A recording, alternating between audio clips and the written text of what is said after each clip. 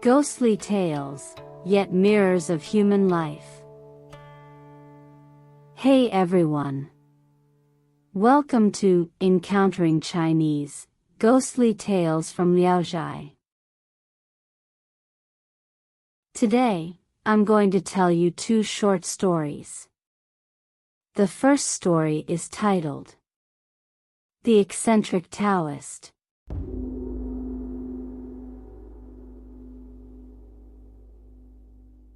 At Mengshan Temple lived a strange Taoist priest whose name no one knew. His behavior was peculiar. Sometimes he sang loudly, other times he burst into tears. His erratic actions made him seem insane, puzzling and unsettling those around him. Even stranger, some people claimed to have seen him boiling stones for food.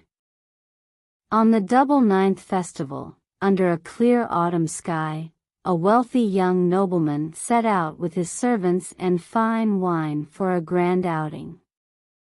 His entourage, with its luxurious carriages and silk parasols, radiated opulence as they made their way up the mountain path toward Mengshan Temple.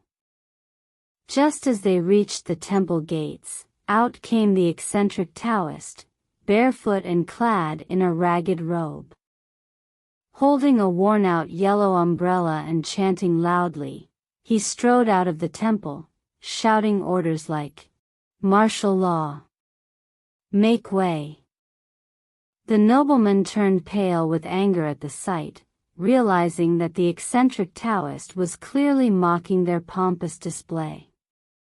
Humiliated and enraged, he angrily ordered his servants to drive the Taoist away. The servants charged forward in a swarm, but the Taoist burst into loud laughter, retreating while dodging left and right. Just as he was about to be cornered against the wall, he suddenly flung his tattered umbrella to the ground.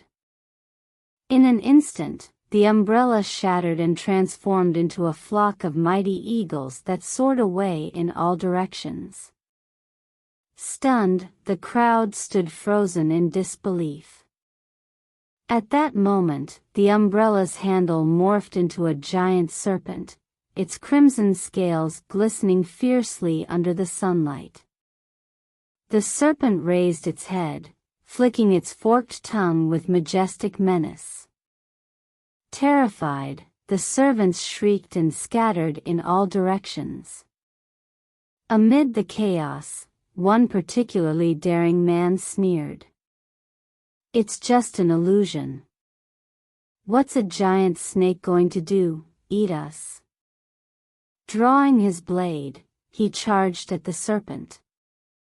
In a terrifying flash, the serpent lunged forward and swallowed half the man's body in one bite. The crowd was immediately shocked and horrified, protecting the nobleman as they scrambled to flee, running over 3 miles before daring to stop and catch their breath.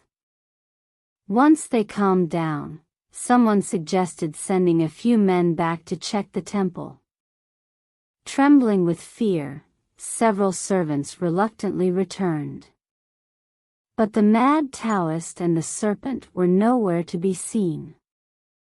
Just as they stood there, puzzled and uneasy, they heard heavy, labored breathing coming from within an ancient locust tree nearby, just like the sound of a donkey gasping for air.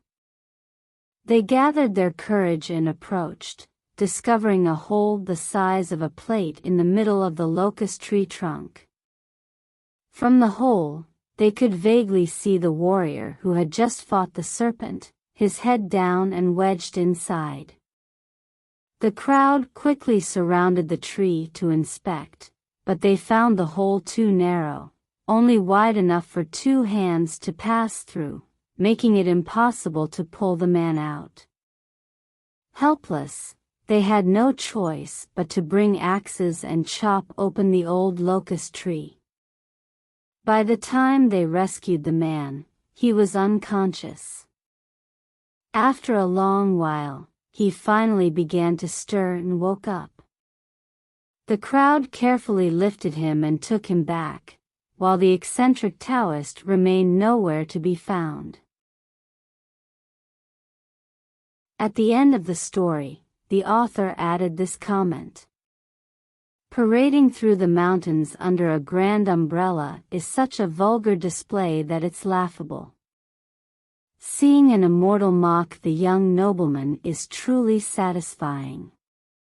It also reminds me of another tale. My fellow townsman, Yin Wenping, the brother-in-law of Bi Sinong, had always been a cynical and irreverent character. In Zhangqiu County, there was a scholar named Zhou who, despite his poor family background, was extremely concerned about appearances and loved to show off. He never went out without riding in a sedan chair.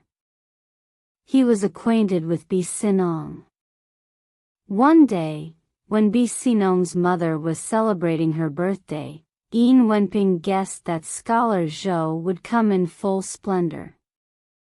So, he put on a tattered student's robe, slipped on a pair of pigskin boots, and grabbed a ceremonial name card. He waited by the roadside. As soon as Zhou's sedan chair appeared, Yin respectfully bowed and announced in a loud voice.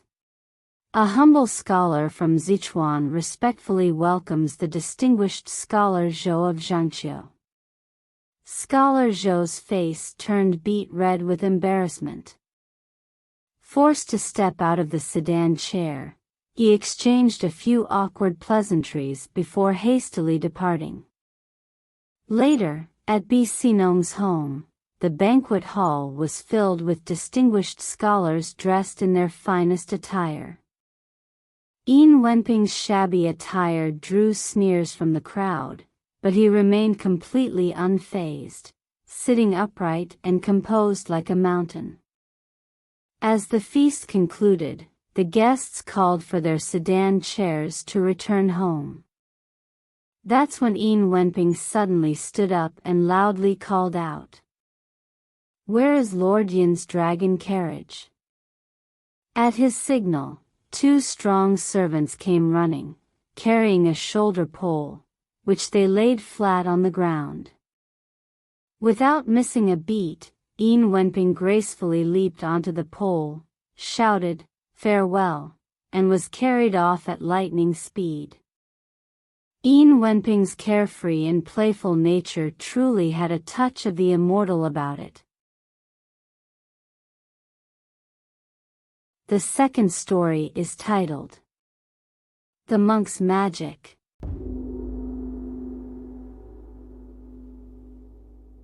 Huang Sheng was born into a wealthy family, well-versed in literature and exceptionally talented. From a young age, he harbored grand ambitions, dreaming of fame and fortune. Yet, as the years passed, life remained disappointingly ordinary. He neither rose to prominence nor achieved great success. Just outside the village stood an ancient temple, where Huang Sheng shared a close friendship with one of the resident monks. One day, after wandering the world for more than a decade, the monk returned and, upon seeing Huang Sheng, sighed deeply. "I thought you'd be prosperous by now. But here you are, still stuck in the same old rut. Seems like your fortune is too shallow. Perhaps there's still a way to fix it. I could visit the underworld and offer a gift to the deity in charge of wealth and blessings. Can you gather 10,000 coins for me to present as tribute?" Stunned, Huang Sheng chuckled bitterly. 10,000 coins? Where would I find such a fortune? The monk pondered briefly before replying. "Since you can't gather 10,000 coins, 5,000 will do. I'll take care of the rest. Make sure to have the money ready within 3 days." Huang Sheng agreed, rushing home to scrape together every bit he could, borrowing, pawning possessions, and calling in old favors. At last, he managed to gather 5,000 coins. 3 days later, the monk arrived as promised, bringing his own 5,000 coins. Handing the entire bundle to Huang Sheng, he instructed, "Tie the coins together securely and take them to the well in your yard. They say the well is bottomless and connects to the great rivers and seas. I will perform a ritual back at the temple. When the time comes, toss the coins into the well. If you see a giant coin float up, bow and give thanks." With that, the monk strode away confidently. Though intrigued, Huang Sheng couldn't shake his doubts. Tossing all 10,000 coins into a well felt like an enormous waste. After some deliberation, he secretly set aside 9,000 coins, throwing only 1,000 into the well. Moments later, bubbles surged up from the depths, followed by a resounding bang. To Huang Sheng's astonishment, a giant copper coin, as large as a wagon wheel, emerged from the water. Overjoyed, he hurriedly knelt and bowed in gratitude. Still feeling tempted, he fetched another 4,000 coins and cautiously tossed them in. But this time, instead of sinking, the coins clattered against the giant copper coin and floated stubbornly on the surface. As night fell, the monk returned to inspect the well.